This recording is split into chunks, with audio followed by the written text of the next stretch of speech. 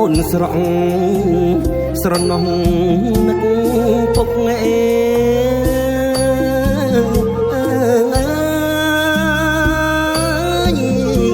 នឹកពុក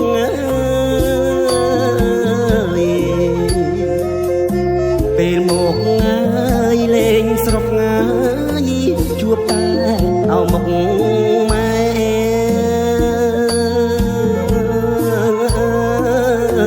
ជួបតែអើយមកម៉ែ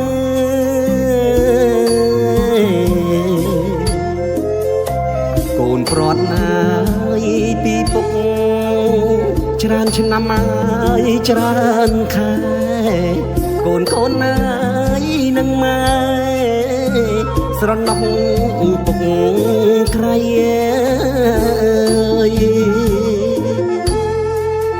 កាលពុកងាយឈឺធ្ងន់ពុកផ្ដាំកូនថាង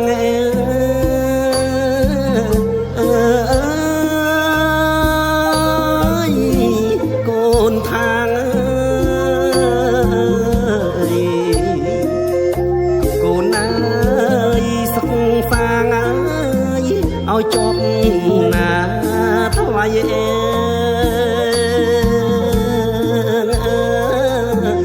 ឲ្យជាប់មកណាថ្លៃញ៉ា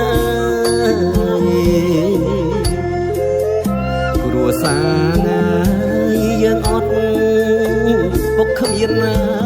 គេអ្វីឲ្យកូនណាប្រុសស្រីមុនជីវិត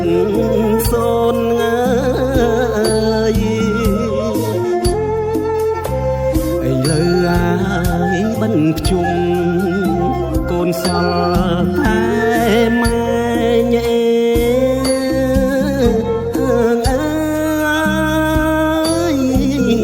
តែម៉ែ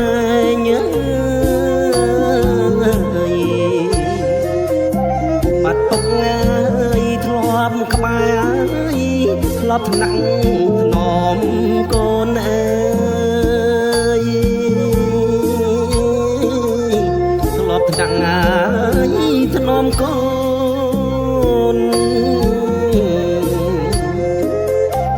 ម៉ែវិញញាយក៏ឈឺកាយមិនណាយមុំមួនឯកូននឹងឆ្ងាយខ្លួនមិនបានជួយថែម៉ែញ៉ើយកូននឹកងាយស្ដាយណាស់មិនបានជួបជុំអេ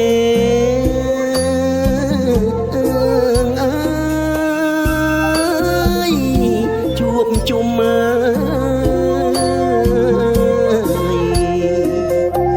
ពុកបែកងា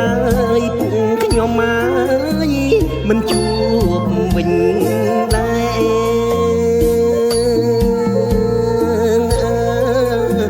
មិនជួបមក